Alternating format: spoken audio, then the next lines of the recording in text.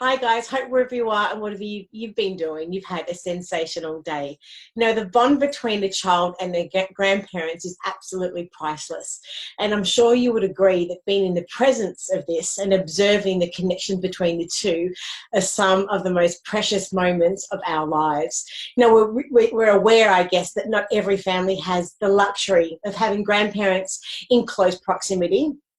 For those that do, and for those of you who are lucky enough to have a connection with a non-related grandparent figure, this chat is for you. So the question is, what is so important about the grandparent-grandchild relationship, and what can grandparents do to foster these relationships? Well, we're about to delve deep into answering these questions and provide some practical suggestions. And today we're joined by our very special guest, Dr. Tessa Grigg. Now, Dr. Tessa Grigg is Research and Education Manager at Toddler, Kindy, GymbaROO and KindyROO. Now, she's a part-time lecturer at the University of Canterbury in New Zealand, a teacher and producer of children's music, which I can't wait to chat to her about one day. And she has over 20 years experience in the early childhood and education sector and a wealth of knowledge on this topic. How are you? I'm fantastic. Thank you, Rachel. And there's lots for us to talk about on this topic. Now, just firstly, we've published your article titled Grandma Goes to GymbaROO and Does Other Cool Things. So for someone who hasn't read the article, can you give us a quick overview on it and what inspired you to write it? Thanks, Rachel. Yes, I think this role that you talk about is really important, the grandparent role. And I've seen grandparents ask, what can I do to support my children? And of course, GymbaROO focuses on grandparents. We welcome grandparents to come. And I think that if grandparents have some information about how they can help, they might feel more confident about helping their children. So that was a little bit about what inspired me to write it. And then, of course, my neighbour asked directly the question, I don't know how to help. And I thought, oh, well, here we go. Maybe I should write something about it. So, yeah, that's what motivated it. You go from real life experience. Well, in your opinion, could you tell us, what is important about the grandparent-grandchild relationship? Grandparents bring wisdom to the table. And so they've brought up their own children, of course, if they're grandparents. Mostly, and it means that they've worked out what's important and what's not. They've learnt not to sweat the small stuff. They've learnt about time, they've learnt about building relationships, and they've learnt that children just love it when they're focused on by somebody. So I think that that's really important. Plus, as part of their wisdom, they've seen how things change and develop. And it's very helpful if they're interested in some education, so learning about what's new. But I think that grandparents often provide some stability for children that busy parents, because let's face it, often young parents have mortgages and jobs and goodness knows what else that's drawing their attention, whereas grandparents, they've got that a little bit better sorted sometimes. So I think they bring this to that relationship. Yeah. With the rise of technology in our lives, and I guess in some way the continued segregation, I guess, with grandparents who possibly don't use it as much. Some say they're really starting to see children communicating less due to the use of iPads and just technology in general. So I guess the question is, why is it important for grandparents to understand the challenges facing parents in this 21st century? I think it's really important because I think one of the criticisms that sometimes parents will lay at grandparents is that, things have changed, mum, or things have changed, dad. And if grandparents can understand how much the world has changed from when and what impact these changes are having, then they can support their children a little bit better. I mean, I love it when I see a grandparent FaceTiming their grandchildren, and I've seen a grandparent just hanging out with her grandchildren, and I mean, they're in Auckland and she's in Christchurch, And this grandparent was just sort of playing with the child on FaceTime. So there are some advantages, but there are also disadvantages. And I think that grandparents hopefully can understand that if they bake with the child or if they do some activity with the children, they're actually giving them a greater gift than screen time. So yeah, we've got a really changed society. I also think it's important to remember that their children, the grandparents' children, are doing, as I think I've said before, doing the best they can with the information and resources they have. So they get up every morning wanting to do their best for the children. And it's really important if grandparents support their endeavours rather than constantly remind them, well, when I brought you up, this is what we did. So understanding that their child is trying to bring up their own children in the 21st century and meet the demands of what's going on is really important. Yeah. So in your experience, like, why do you think it's then important for parents to offer an opportunity to the grandparents to build that special relationship with their children through co-curricular activities such as GymbaROO or hobbies or basketball or anything like that? Again, certainly through a program like GymbaROO, grandparents, there's a whole lot that goes on. First of all, they have this very special relationship time with their child. And we know through neuroscience that the relationships that children build, especially positive ones, increase their brain development. So they enhance brain development. So that's a really good thing that grandparents will do for their children. The other thing that happens at a program like GymbaROO is that grandparents get to learn about the new developments, or they might not learn something new, but they might understand why it is that they instinctively did something with their own children. And I think that's really important. And the other thing that's really important about relationships is that it gives children, their own children, just a bit of space, and sometimes that's important for them as well. So there's a lot happening.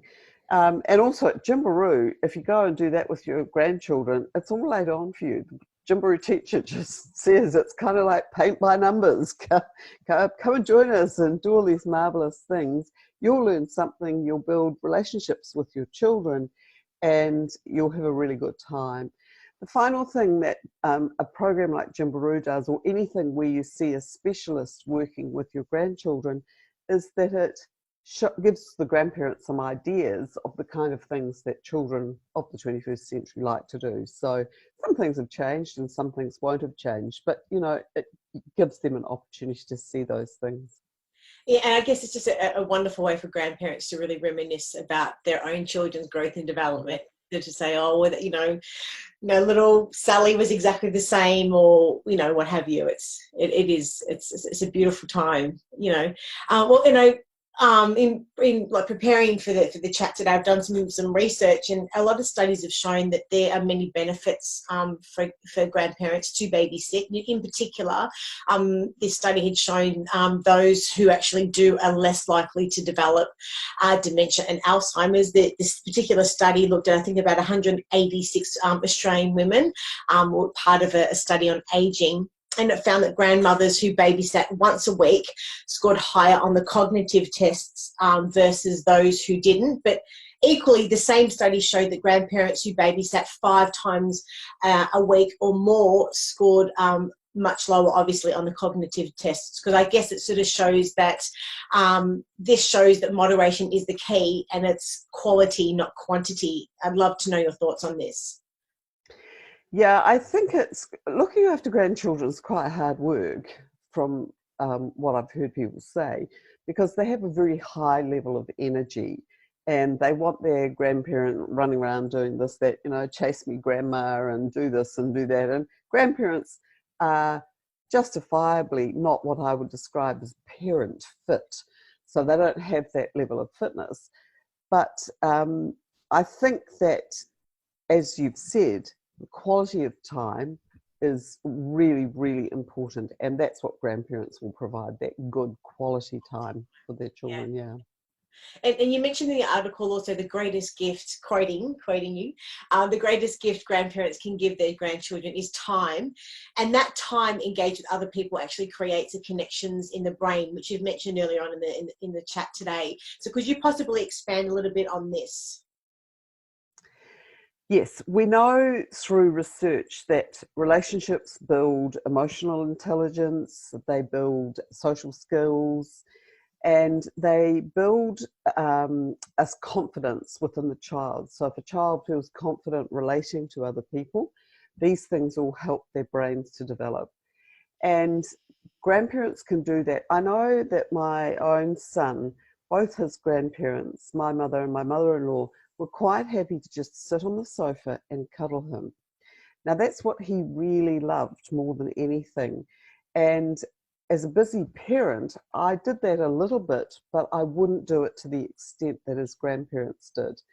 And he would just lap that up and soak it. Now, not all children like that sort of thing, but if you've got a child who does like someone who will do that, then that's a perfect kind of thing that a grandparent will do. They also had a lot of patience, which again is something that you need a lot with children. And they were able to read the same story over and over again, whereas I used to think, oh, come on, Harry, let's have something else. Let's choose something different. Whereas grandparents, wisdom teaches them that, yeah, it's a good idea. If they just want to read the same book over and over again, they can. So I think those things are really important when it comes to the building of relationships and children. And you get a window of time. Later on when they're teenagers, they're not nearly as interested in their grandparents. But this window that we've got in these early years is the window that's really, really important. So starting from when they're quite young, when they're little babies, grandparents will just happily hold those little babies. And then later on, they'll, develop and grow with them as they go through all their stages. But those young children are just keen to develop those lovely personal relationships. So that is actually the time to put your focus in. Yeah. It's in recent years also we've actually seen a lot of changes to the childcare subsidy, and it really means that grandparents are now providing, I guess, more care and more hours, which is brilliant, and providing, I guess, a cost-effective option for busy working parents, as you were sort of saying before. So, I'd love to understand your tips to foster a positive grandparent childcare experience. And then you list some suggestions in the article for grandparents, a list of inexpensive things that they may have available around their home to help look after their children. Could you possibly just run a few of those with us now? Sure. One of the things that I think is really lovely and totally inexpensive is to watch your rubbish as you throw it out, because quite often you've got interesting tops or interesting boxes or something. As you collect all these little boxes and tops of things or little bits of interesting paper or wrapping paper or any of those kind of things, and you have them in a place that's easily accessible for children to create with, often that's just a fabulous activity, and they'll spend hours doing it. Bit of sellotape or some glue that's safe, and you'll find children creating all kinds of things. That's one of the things. Paper and crayon, of course, are easy options. You don't necessarily need to do anything messy. I think that trips to the park, I'm always keen for a trip to the park, and I think if your children want another swing, I think it's the grandparent that will often be able to say, okay, let's have another swing. And if the child wants to stop and look at a line of ants going across the footpath, they will probably do that. Sometimes maybe even better than a parent, because they realize that understanding time is important. So those are some ideas. But as I've already suggested, just hanging out and having conversations, imaginary cups of tea with slightly older grandchildren, all those kind of sort of little special times that take time. I know that sometimes grandparents will teach their grandchildren to do something that they like to do. It might be baking or it might be gardening. In my own case, it was my grandmother that, we used to go and plant seeds with in her greenhouse, and she was very particular about it. We were allowed to help, and it was very cool fun. We really, really loved it. So those kind of things, doing stuff that grandparents like as well, and teaching younger children is good. Yeah. This is a sort of a big question, which now I think is becoming more and more common, and it's no secret, I guess, that the number of autism diagnoses has increased in recent years.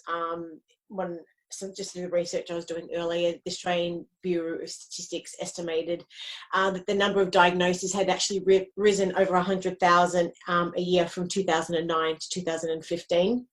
Now, some believe there's actually no evidence to the actual rise. There's a rise. It's just more the fact that we're actually detecting and we're better educated through the medical field to actually know how to diagnose autism. And children generally, and you would know this much more than I do, but children had previously gone undiagnosed are now receiving, I guess, the early intervention.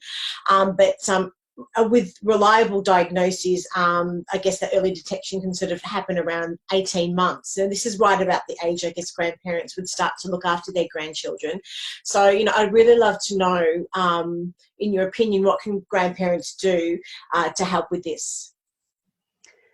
Yeah, we know a lot more. It's really obvious, but we also don't know a lot. And I think that in this situation, it's really important for grandparents to support their children in whatever way children decide to take this. So some grandparents might notice some difference, or they might notice something in their grandchildren, and they might not. And probably one of the harder things to do is not say anything and leave the children working it out, or maybe gently suggest that when you're at the doctor you might like to get this checked out. But it needs to be very gentle if there is a suggestion that the grandparent thinks something should be done. But I think the most important thing for grandparents to do is to support the parents in whatever decision they make and whatever course of action the parents choose to take, because there are a range of actions that parents can take. And I also think it's really important for grandparents to understand that a diagnosis of autism isn't the end of the world for that child. We've got such good support, and there are so many really positive outcomes. And we also know that quite a few very clever makers and shakers in our world, people who've changed our world, will also probably be diagnosed with autism or on the autistic spectrum. So it's really about understanding that I've always said that labels are for jars, and particularly when it comes to your grandchildren, I suspect these labels are definitely for the jars. Unfortunately, the label sometimes helps with funding and getting early intervention and things. So it's important to understand that there is a function for these labels, but that child is still a very important part of your family, and it's really important to give that child every opportunity possible and love it and support the child's parents in the very best way you can with the minimum amount of judgment. So it's a tricky road, and I understand that it's probably quite a frightening road for many grandparents. But again, at GymbaROO, we talk about these things and help grandparents to understand them. Yeah. It's well, look, you've given us some really insightful information today and lots to think about, and no doubt this information is going to help a lot of grandparents foster their relationship and strengthen them with their grandchildren. For anyone that's got any questions or would love to get in touch with you, whereabouts can they find you? Well, you can find me on the GymbaROO website. I think it's called gymbaroo.com.au. Or they can email me at tessa.grigg@gymbaroo.com.au, and I'm more than happy to answer questions. And yeah, there's a wealth of information on the GymbaROO website. There's particularly some interesting information for babies, baby classes. If you're looking after a grandchild that's young, there are ideas there as well. So yeah, the GymbaROO website's a good place to go and look, and you can find me there. Thanks. Awesome. Thank you so much, Dr. Tessa Grigg. And as always, an absolute pleasure to speak to you, and can't wait to chat with you again soon. Take care. Thanks, Rachel. Bye. Bye.